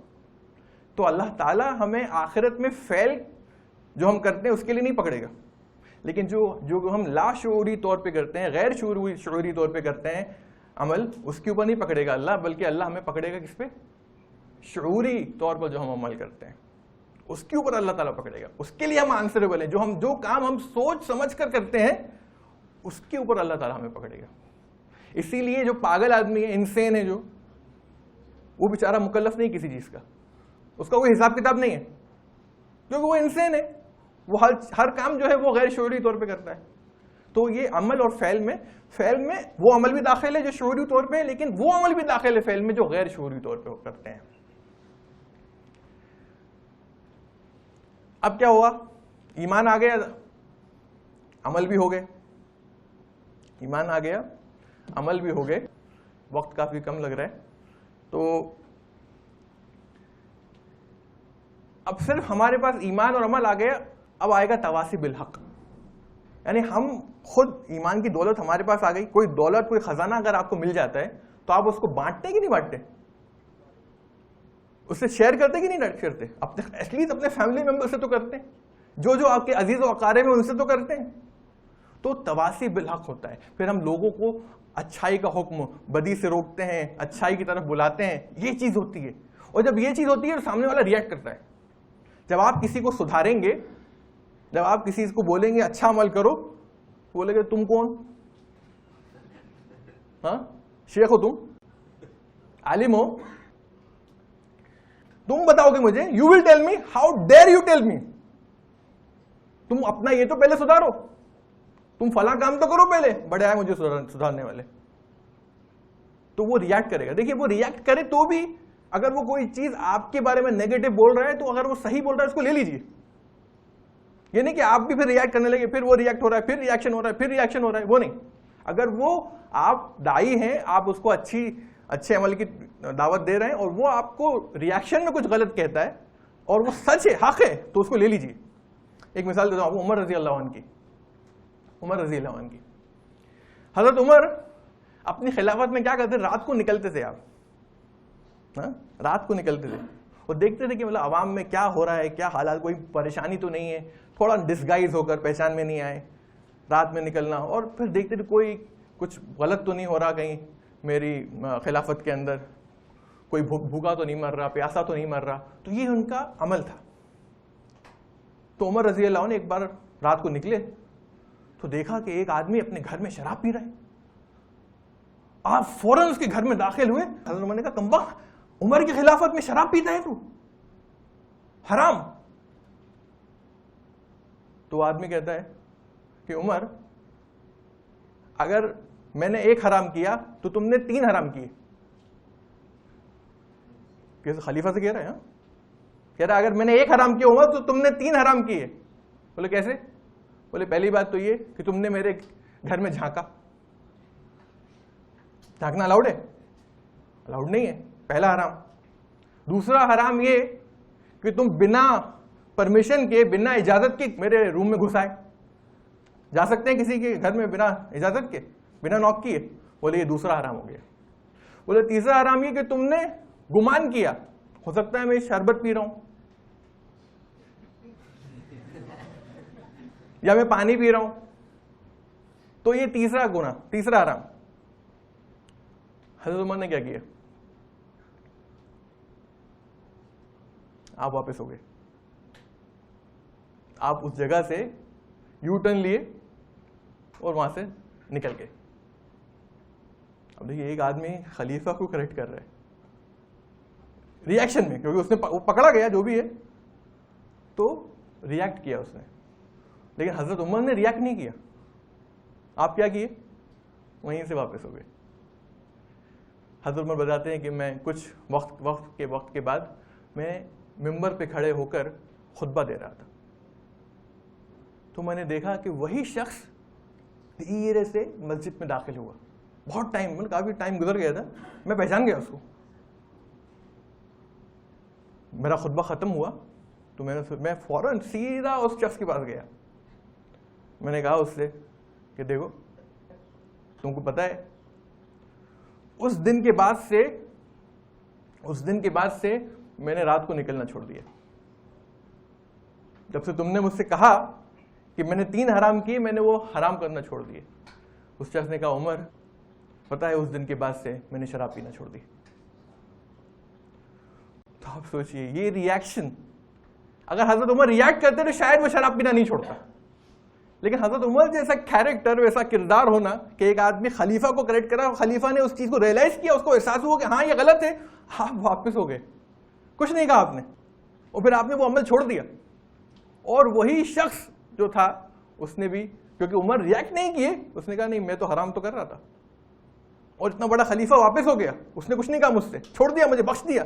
حالانکہ شراب کے لیے حضرت عمر نے کوڑے لگوائے لوگوں کو, بنا تحقیق کے نکل گئے, اور پھر اس شخص نے بھی شراب پینا چھوڑ دی. تو تواصی بالحق جب کریں گے ہم تو یہ چیزیں جو ہے وہ ہوں گی, ریاکشن ہوگا, لوگ آپ کو کہیں گے کہ آپ صحیح ہو جائیں. اگر وہ حق بول رہے ہیں تو آپ لے لیجیے اس چیز کو, منع مت کریے اس چیز سے, آپ اس چیز کو لے لیجیے. تو یہ سورۃ العصر جو ہے یہ بڑی زبردست سورہ ہے, جس کے بارے میں امام شافعی کہتے ہیں کہ اگر اللہ تعالیٰ صرف یہ سورہ نازل کر دیتا اور پورا قرآن بھی نازل نہیں کرتا تو یہ مسلمانوں کی نجات کے لیے کافی ہوتی. پورا قرآن نازل نہیں کرتا, صرف یہ سورہ اتار دیتا تو یہ کافی ہو جاتا. یہ ہے سورۃ العصر. صحابہ کرام جب ملتے تھے, ایک دوسرے سے ملتے تھے جب آپ لوگ, اور ملنے کے بعد جب الگ ہوتے تھے تو ایک دوسرے کو سورۃ العصر پڑھتے تھے, ریمائنڈ کرتے تھے ایک دوسرے کو. یہ عمل تھا صحابہ کا کہ ملے اور ملنے کے بعد جب الگ ہوئے تو ایک دوسرے کو سورۃ العصر پڑھ کے سناتے تھے. تو ایمان ہے اس میں, عمل صالح ہے, تواصی بالحق ہے, تواصی بالصبر بھی ہے کہ اگر آپ یہ کریں گے تو صبر بھی کرنا پڑے گا. بھائی دعوت کا کام کریں گے, امر بالمعروف کریں گے, نہی عن المنکر کریں گے, تو صبر تو کرنا ہی پڑے گا آپ کو. تو حضرت عمر نے کیا نا صبر. اگر وہ صبر وہاں نہیں کرتے تو شاید وہ آدمی شراب نہیں چھوڑ پاتا. تو صبر بھی بہت ضروری ہے. لیکن آج کل کا ماحول کیا ہو گیا ہے, ہم نے کامیابی کو ایک الگ رخ دے دیا ہے. یہاں پر کامیابی کے اللہ نے الگ نسخے بتائے. ہم کیا کہتے ہیں, میرا بچہ آج امریکہ میں یا یو کے میں یا فلاں جگہ 5 لاکھ روپے مہینہ کما رہا ہے. کتنا؟ 5 لاکھ. میرا بچہ IIT سے فارغ ہے, فارغ نہیں بلکہ IIT سے پاس آؤٹ ہے, فارغ تو دارالعلوم سے ہوتے ہیں, تو IIT سے پاس آؤٹ ہے, وہاں فوراً جاب لگ گئی, 5 لاکھ روپے مہینہ کما رہا ہے, بہت اچھا ہے سب, اپنا خود کا گھر ہو گیا اس کا, شیئر کر رہے ہیں اپنے دوست سے, شادی ہو گئی, بچے ہو گئے, بہت, بس ایک ہی کمی ہے, بولے وہ کیا, دین سے دور رہ گیا, ایک ذرا سی بس کمی رہ گئی, دین سے دور رہ گیا بس. یہ تو ویسی مثال ہو گئی کہ ڈاکٹر آیا ایک آدمی کے پاس, بولے آنکھ تو بالکل صحیح ہے, ہاتھ بھی صحیح ہے, ٹانگیں بھی ایک دم صحیح لگتی ہیں, بس جان ہی نکل گئی ہے. ہاں بس جان نکل گئی, بس جان ہی نکل گئی تو بچا کیا. تو یہی مثال ہو گئی ہے کہ سب کچھ پا لیا, دین سے دور رہ گیا. میں نے تو کوشش کی, بہت کوشش کی اس کو دین پہ لانے کی, میں کیا کرتا, ارے کتنی کوشش کی, ارے یار پھر دلیل دیتے ہیں, ارے نوح علیہ السلام کو نہیں جانتے کیا, ہاں ان کا بیٹا ایمان لایا تھا, نہیں لایا نا, تو پھر نوح علیہ السلام تو بچ گئے, میں بھی بچ جاؤں گا. میرا بیٹا نہیں آیا, اس ایمان کی طرف نہیں آیا, میں تو 5 وقت کا نماز پڑھتا ہوں, میں تو ایمان ہے میرے اندر. وہ بچے کو بہت سمجھایا, نہیں سمجھا, غلط مثال ہے. صحیح مثال ہے, نوح علیہ السلام کی مثال دینا صحیح ہے. نوح علیہ السلام نے کتنے سال محنت کی تھی, 950 سال. آپ نے کتنی کی, ہاں کمپیئر کیجیے اپنے آپ کو نوح علیہ السلام سے, کتنی بار کہا آپ نے. تو یہ غلط مثال ہے نوح علیہ السلام کی. بہرحال وقت جو ہے وہ کافی گزرتا جا رہا ہے. تھوڑی آخر میں کچھ باتیں میں آپ کے سامنے رکھوں گا آج کے حالات کے تعلق سے, کہ جہاں بھی مسلمانوں کے اوپر ظلم و زیادتیاں ہو رہی ہیں, اللہ تعالیٰ فرماتا ہے حدیث قدسی کے اندر کہ میں نے ظلم کو اپنے اوپر حرام کر دیا ہے. اللہ تعالیٰ خود کہہ رہے ہیں کہ میں نے ظلم کو اپنے اوپر حرام کر دیا ہے, اور میں نے ظلم کو تم لوگوں کے درمیان بھی حرام کر دیا ہے. یہ اللہ خود کہہ رہے ہیں, ظلم کو میں نے اپنے اوپر, اللہ تعالیٰ خود ظلم نہیں کرے گا کسی کے اوپر, اس نے اپنے اوپر حرام کیا, اور اللہ کہہ رہا ہے میں نے ظلم کو تم لوگوں کے درمیان بھی حرام کر دیا کہ تم لوگ ایک دوسرے کے اوپر ظلم نہ کرو. نبی کریم صلی اللہ علیہ وسلم کہتے ہیں ایک حدیث میں, کہتے ہیں آخرت کے دن جو ظالم انسان ہے, ظالم جو ہے, اس کے لیے آخرت میں اندھیرا ہی اندھیرا ہے. اگر تم اس دنیا میں ظلم کرو گے تو آخرت میں تم اندھے اٹھا جاؤ گے, اندھے, تمہیں کچھ دکھے گا نہیں آخرت میں. اور ظلم بہت بری چیز ہے, جہاں بھی ہو رہا ہے, جو بھی کر رہا ہے, چاہے وہ ہم اپنی فیملی میں کر رہے ہوں, چاہے وہ حکومت کی طرف سے ہو رہا ہو, چاہے وہ میڈیا کی طرف سے ہو رہا ہو, چاہے کسی بھی طرف سے ہو رہا ہو, ظلم ایک بہت ہی بیکار چیز ہے, سب سے گھٹیا چیز ہے ظلم. اور ظلم بیکار ہے, خراب ہے, لیکن جب یہ ظلم ہمارے اوپر کے لوگوں کی طرف سے ہوتا ہے, چاہے وہ حکومت کی جانب سے ہو, چاہے ہمارے اوپر جو لوگ مسلط ہو ان کی طرف سے ہو, تو یہ سب سے ورسٹ فارم ہوتا ہے ظلم کا, سب سے گھٹیا فارم ہوتا ہے. کیونکہ اگر ہمارے اوپر کوئی ظلم کرے گا تو ہم کس کے پاس جائیں گے, ہمارے اوپر جو لوگ ہیں ان کے پاس, کہ دیکھو میرے ساتھ ظلم ہو رہا ہے. لیکن جب ہمارے اوپر جو ہے وہ ظلم ہمارے اوپر کریں گے تو ہم جائیں گے کہاں. مارٹن لوتھر کنگ کہتا ہے کہ پولیس کے تعلق سے کہتا ہے کہ وی گو ٹو دا پولیس, جب ہمارے ساتھ برا ہوتا ہے تو ہم پولیس کے پاس جاتے ہیں, لیکن اگر پولیس ہی ہمارے ساتھ برا کر رہی ہے تو ہم جائیں کہاں. ایک سانگ میں بول رہا ہے وہ مارٹن لوتھر کنگ, جب پولیس ہی ہمارے ساتھ برا کر رہی ہے تو ہم پھر کس کے پاس جائیں گے. اللہ تعالیٰ فرماتا ہے قرآن مجید میں کہ ان ظالموں سے کہہ دو کہ ایک پل کے لیے بھی, ایک سیکنڈ کے لیے بھی یہ مت سمجھنا کہ اللہ تعالیٰ تمہارے عمل سے بے خبر ہے. قرآن میں اللہ تعالیٰ فرما رہا ہے کہ ان ظالموں سے کہہ دو کہ ایک پل کے لیے بھی تمہیں یہ گمان نہ ہو جائے کہ جو کچھ بھی تم کر رہے ہو اللہ تعالیٰ اس سے بے خبر ہے, بلکہ اللہ تعالیٰ اس سے باخبر ہے, وہ جانتا ہے تم کیا کیا کر رہے ہو, تمہارے عمل. اور قرآن مجید میں سب سے فریکوینٹ جو کہانی آپ کے سامنے بیان کی گئی ہے وہ بیان کی گئی ہے موسیٰ علیہ السلام کی اور فرعون کی. کوئی آپ کے انٹرٹینمنٹ کے لیے بیان نہیں کی گئی بار بار موسیٰ آ جاتے ہیں فرعون آ جاتا ہے.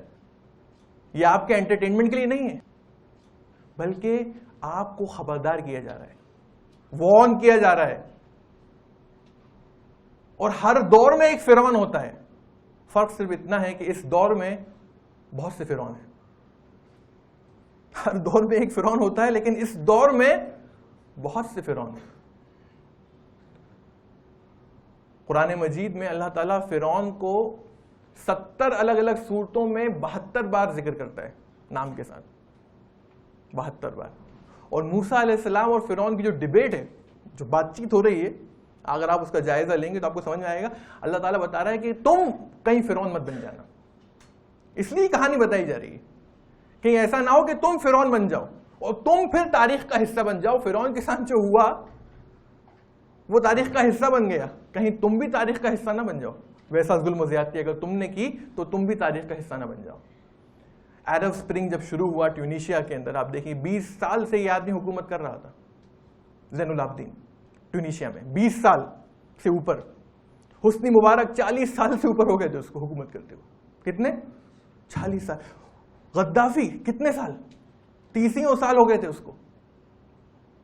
بلکہ غدافی کے بارے میں کہا جاتا ہے کہ ایک شیخ لیبیا گئے ایک شیخ, اور لیبیا میں 1960s کی بات ہے, لیٹ 60s کی. تو اس ٹائم پہ غدافی آیا نہیں تھا, مطلب غدافی سے پہلے کا جو پریسیڈنٹ تھا وہ تھا.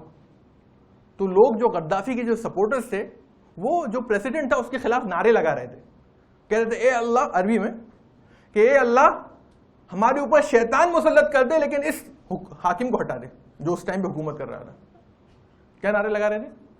اے اللہ ہمارے اوپر شیطان مسلط کر دے لیکن اس حاکم کو ہٹا دے. تو ہمیں بڑی سوچ سمجھ کے بہت بولنا چاہیے. ہمیں کئی بار ہماری دعا ہم جو کہتے ہیں وہ قبول ہو جاتا ہے. کیا کیا اللہ نے؟ شیطان مسلط کر دیا. واقعی میں کیا کیا؟ ہمیں شیطان مسلط کر دیا, اللہ نے شیطانی مسلط کر دیا ان کے اوپر. تو ٹیونیشیا میں 20 سال سے اوپر ہو گئے تھے زین العابدین کو. اگر آپ ٹیونیشیا میں 100% مسلم کنٹری, 100%, اگر آپ کی داڑھی رکھی, آپ ٹیونیشیا میں آپ نے داڑھی رکھی تو بہت پرابلمٹک ہو جاتا, آپ کا جینا مشکل ہو جائے گا. ٹیونیشیا میں ہو جاتا اس زمانے میں. اگر آپ عورت ہیں اور آپ حجاب کرتی ہیں تو آپ حجاب نہیں کر سکتے ٹیونیشیا میں. آپ کو قدم قدم پہ پوچھا جائے گا کیوں آپ کر رہی ہیں حجاب, کیا ریزن ہے آپ کا. یہ آپ کو جینا مشکل کر دیں گے وہ لوگ, کر دیتے تھے وہ لوگ. آپ کو اگر مسجد میں نماز پڑھنے جانا ہے, تو آپ کسی بھی مسجد میں, آپ نہیں, آمنہ ہے, عائشہ ہے, تقویٰ ہے, کتنی مسجدیں ہیں, لیکن آپ کے پاس ایک میگنیٹک کارڈ دیا جائے گا. آپ صرف اسی مسجد میں نماز پڑھ سکتے ہیں جس کا کارڈ ہے. آپ چاہیں کہ نہیں آج میں آمنہ پڑھوں گا مغرب, اور عشاء میں پڑھوں گا تقویٰ میں, اور فجر پڑھوں گا, نہیں, جس مسجد, جو مسجد آپ کے لیے متعین کر دی گئی ہے اسی مسجد میں ہی نماز پڑھ سکتے ہیں, اس کے علاوہ نہیں.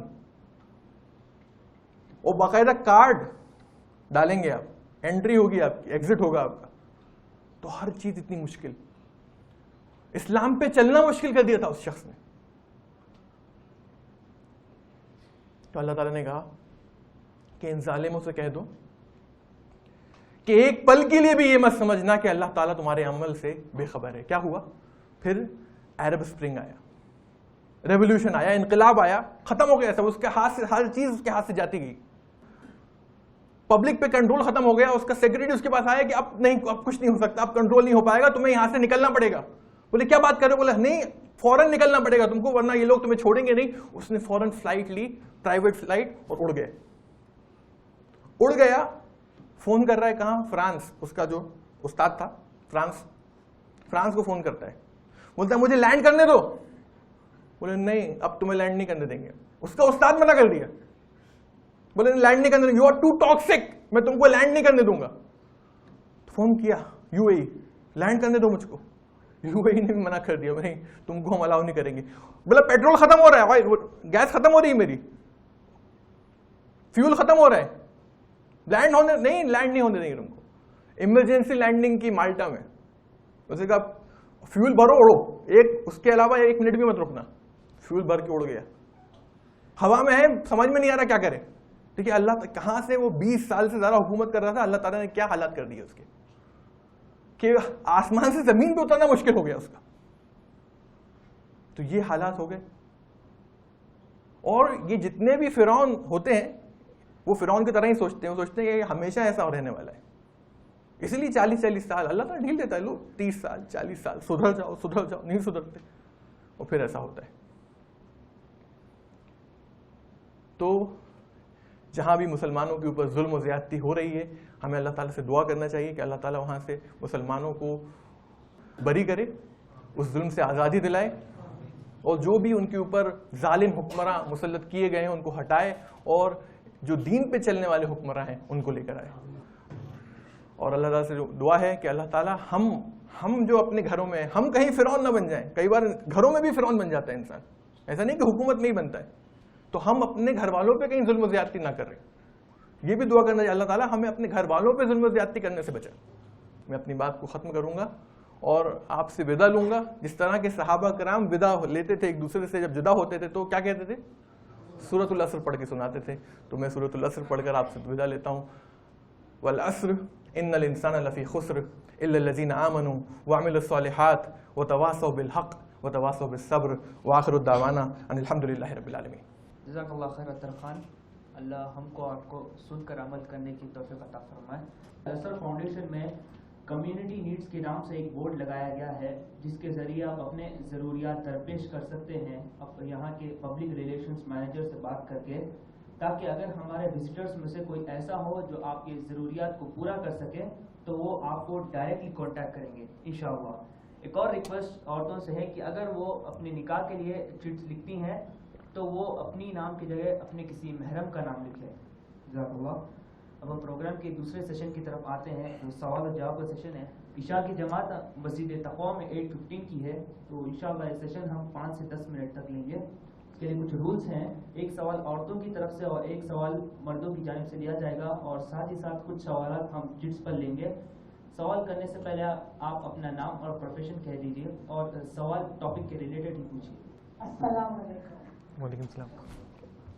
मेरा साहब से पूछना है कि अगर एक औलाद गलत हरकत पे है और हम उसको बार बार नसीहत करते हैं फिर भी वो नहीं मानती है या नहीं मानता है या शराबी है, तो क्या उससे ताल्लुक तोड़ लेना चाहिए या नसीहत जारी रखना चाहिए? बहन ने सवाल किया है कि अगर किसी की औलाद शराबी है और गलत अमल में मुब्तला है तो हम उसको समझाते हैं और समझाने के बाद भी वो नहीं समझता, तो हम क्या करें? क्या ऐसी औलाद से हम ताल्लुक़ तोड़ दें या क्या करना चाहिए? देखिए, अगर ऐसी औलाद है आपकी, औलाद के ताल्लुक़ से कुरान मजीद की एक आयत है, रब्बना हब लना मिन अज़वाजना व ज़ुर्रिय्यातिना, यानी अज़वाज बीवी और फैमिली, अगर ये दो चीज़ें आपके घर में नेक हैं, आपकी बीवी और आपकी औलाद अगर नेक है, सही रास्ते के ऊपर है, तो अल्लाह ताला कह रहा है कि रब्बना हब लना। हब लना जो होता है, ये हिबा जिसको कहते हैं, ये एक बहुत बड़ा तोहफा है, एक ह्यूज तोहफा है, इससे बड़ा तोहफा कुछ नहीं है। जब भी हिबा यूज होता है कुरान मजीद में तो ये तोहफे के तौर पर, मतलब अगर आपकी अच्छी बीवी है और अच्छी औलाद है अल्लाह ने आपको दे दी, तो ये बहुत बड़ा तोहफा है, बहुत बड़ी नेमत है अल्लाह की तरफ से जो आपको मिली हुई है। अल्लाह का आपको जितना शुक्र अदा करें उतना कम है। जहां तक अगर आपकी औलाद सही रास्ते पे नहीं है, आप समझा रहे हो फिर भी सही रास्ते पे नहीं आ रही है, तो हम क्या करें? क्या हम उससे ताल्लुक़ तोड़ दें? नहीं, ताल्लुक़ मत तोड़िए आप। देखिए, औलाद से ताल्लुक़ अगर आप तोड़ देंगे तो आज तो आप उसको समझा रही हैं, कम से कम उसको सही बात बताने वाली हैं, वो आपके साथ है। अगर आप ताल्लुक़ तोड़ देंगे तो कल वो किसी और के साथ हो जाएगा, हो सकता है वो आदमी उसको और गलत काम की तरफ राग़िब करे, वो गलत काम की तरफ उभारे, तो वो और गलत काम में मुब्तला हो सकता है। तो यकीनन आप ताल्लुक़ तोड़ना इसका सोल्यूशन नहीं है, बल्कि आपको मुस्तकिल सब्र के साथ, तहम्मुल के साथ, हिकमत के साथ उसकी जो है इस्लाह करनी पड़ेगी और अल्लाह ताला से दुआ करते रहिए। देखिए, दुआ में बहुत ताकत होती है। दुआ जो है ये मोमिन का हथियार है। दुआ مومن کا ہتھیار ہے، اور اللہ ہی سے دعا مانگی. کئی لوگ کیا کرتے ہیں، غلط غلط جگہ چلے جاتے ہیں دعا مانگنے.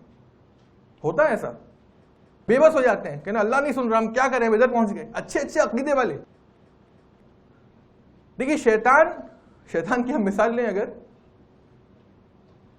شیطان کے اوپر بھی جب مصیبت آئی تو اس نے بھی اللہ سے دعا مانگی.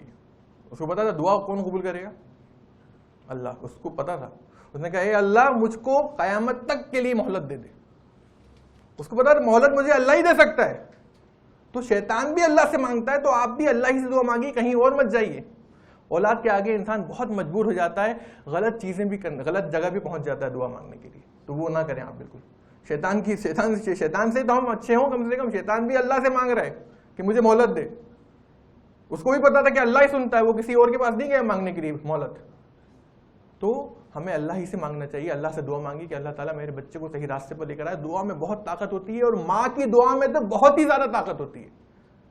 کیونکہ ماں دل سے جب اللہ کے سامنے جب ہم روتے ہیں، گڑ گڑاتے ہیں، مانگتے ہیں اس سے، اللہ کے ہر رات اللہ تعالیٰ اترتا ہے آخری آسمان پر، اور تیسرے پہر میں ڈھونڈتا ہے کون ہے میرا بندہ مانگنے والا. میرے بندوں میں سے کون ہے جو جاگ رہا ہے، جو عبادت کر رہا ہے، جو تہجد پڑھ رہا ہے اور مجھ سے مانگ رہا ہے، میں دوں گا اس کو. تو آپ تہجد پڑھیے، تہجد کے آخری پہر میں اٹھ کے روئیے، گڑ گڑائیے، اللہ سے مانگیے. انشاءاللہ اللہ تعالیٰ ضرور آپ کی سنے گا. لیکن اپنے بیٹے سے قطع تعلق مت کیجیے. قطع تعلق کریں گے تو وہ اور بگڑ سکتا ہے، اور حالات خراب ہو سکتے ہیں. لیکن حکمت سے سمجھائیے، کسی اور کو لے کر آئیے جس کی وہ سنتا ہے، اس سے سمجھوائیے. ہو سکتا ہے ماں باپ کی نہ سنے، ماں باپ کچھ بھی کہہ رہے ہوں، اچھے سے بھی کہہ رہے ہیں، تو بھی اولاد کبھی کبھی نہیں سنتی. لیکن کسی ایسے شخص کو لے کر آئیے جس کی وہ سنتا ہے، جس کو کچھ سمجھتا ہے، جس کو عزت دیتا ہے. تو ایسا شخص اگر کوئی تھرڈ پرسن آ کے بولے گا تو اس کا افیکٹ پڑتا ہے. یا اس کو ایک ایسی جگہ لے کر جائیے جہاں پہ روحانی باتیں ہوتی ہیں، اسپریچویلٹی کی باتیں ہوتی ہیں، جہاں پر نیک عمل کرنے کی طرف راغب کیا جاتا ہے. اسکالرز آتے ہیں، علماء آتے ہیں، ان سے ملوائیے اس کو. تو انشاءاللہ ضرور اس سے فائدہ ہوگا. ہم بھی دعا کرتے ہیں کہ اللہ تعالیٰ ایسی اولادوں کو صحیح راستے پر لے کر آئے اور ان کو پھر صحیح راستے پہ جمائے رکھیں انشاءاللہ. امید کرتا ہوں سوال کا جواب ہوا. کہ میرے ہسبینڈ سگریٹ اسموک کرتے ہیں، سمجھا کر میں تھک گئی. وہ سگریٹ کا پیکٹ ہی انہوں نے نہیں سمجھا پایا جس پہ لکھا ہے it is injurious to health. تو یقیناً اس طرح کے جیسے حالات آتے ہیں کہ میں سمجھا کہ تھک گئی. دیکھیے بہت جلدی تھک جاتا ہے انسان. نبی کریم صلی اللہ علیہ وسلم 13 سال تک محنت کرتے رہے مکہ میں. کتنے سال؟ 13 سال. آپ نے کتنے سال سے آپ محنت کر رہی ہیں؟